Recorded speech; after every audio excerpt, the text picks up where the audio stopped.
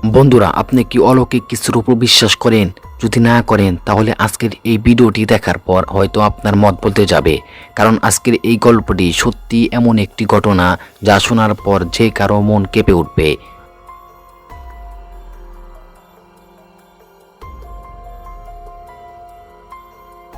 এই গল্পের প্রধান চরিত্র হলো 4 বছর বয়সী একটি শিশু, যার নাম ছিল সারু। সে দক্ষিণ ভারতের এক ছোট্ট গ্রামে একটি খুবই দরিদ্র পরিবারে জন্ম নেয়। পরিবারের খরচ চালাতে তার বড় ভাই গুড্ডু ট্রেনের বগি পরিষ্কারের কাজ করত, আর তাদের মা অন্যের বাড়িতে কাজ করে কোনোভাবে সন্তানদের বড় করেছিলেন। একদিন রাতে তাদের মা কাজে যেতে বাধ্য হন এবং গুড্ডুর দায়িত্ব পড়ে ছোট ভাই শাহরুখকে ঘুম পাড়িয়ে কাজের উদ্দেশ্যে বেরিয়ে যাওয়া। কিন্তু শাহরুখ ঘুমাতে চাইছিল না। সে তো তখন মাত্র 4 বছর বয়সী এক শিশু। সে জেদ ধরল বড় ভাই গুড্ডুর সঙ্গে যাওয়ার জন্য।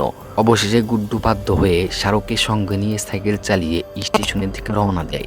সে ভাবছিল কিছুক্ষণের মধ্যেই তো আমি কাজ করে ফিরে আসবো, তাই ভাইকে এখানে শুয়ে রেখে যাই। সে শাহরুখকে স্টেশনের একটি ব্রাঞ্চে ঘুমাতে দিয়ে চলে যায় কাজে। কিন্তু শাহরুখ তখন চুপ করে বসে থাকতে পারেনি।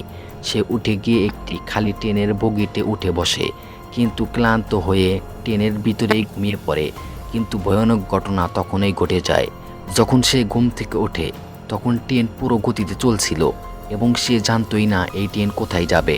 2 দিন পর ট্রেন গিয়ে থামে কলকাতাতে। শাহরুখ জানে না সে কোথায় আছে। তার বাসা স্থানীয় বাসাদের সাথে মেলে না। সে পথঘাটে ঘুরে বেড়াতে থাকে, খাবার না পেয়ে রাস্তায় ঘুমায়।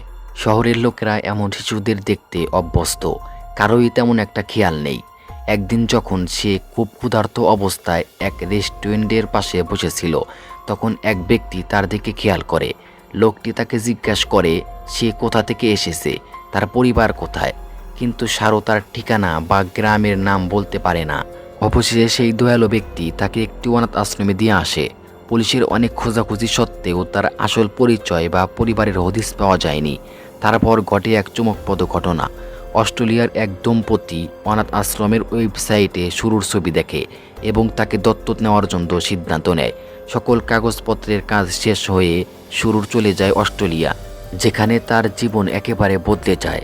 নতুন মা বাবা, নিজের ঘর, ভালো খাবার, স্কুল, বন্ধু, খেলাধুলা সব ছিল। শাহরুখ ধীরে ধীরে বড় হতে থাকে। স্কুল শেষ করে কলেজে ভর্তি হয়। নিজের গাড়িও ছিল, কিন্তু তার হৃদয়ে রয়ে গিয়েছিল এক শূন্যতা, তার আসল মা ও ভাইয়ের স্মৃতি। সে ঠিক করে সে তার পরিবারকে খুঁজে বের করবেই। তখন সে পরিচিত হয় গলিয়ার্ডের সাথে। প্রতি ঘন্টার পর ঘন্টা বসে সে ভারতের মানচিত্র দেখে। ট্রেন লাইন, স্টেশন খুঁজতে থাকে 1 বছরের বেশি সময় ধরে। এক সময় সে একটি নদী, সেতু ও জায়গার ছবি দেখে চমকে ওঠে। এটা তার গ্রাম হতে পারে।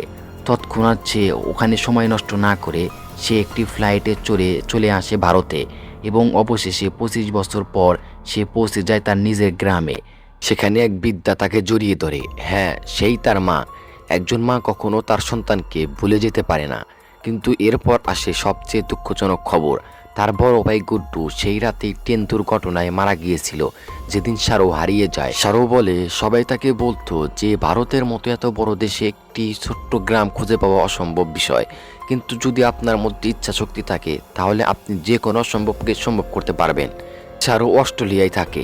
তার মাকে প্রতি মাসে টাকা পাঠায়। তার মা অন্যের বাড়িতে আর কাজ করে না। আর শাহরুখ প্রায় 2 মাকে অস্ট্রেলিয়া ও ভারতের মা একসঙ্গে নিয়ে আসে।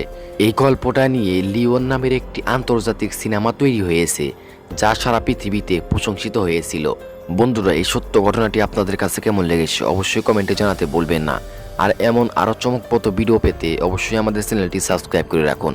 ভুলে যাবেন না, জীবন সব সময় আপনাদের জন্য কোনো না কোনো বিস্ময়কর লুকিয়ে রাখে। ভিডিওটি দেখার জন্য আপনাকে ধন্যবাদ। দেখা হবে পরবর্তী কোনো নতুন ভিডিওতে।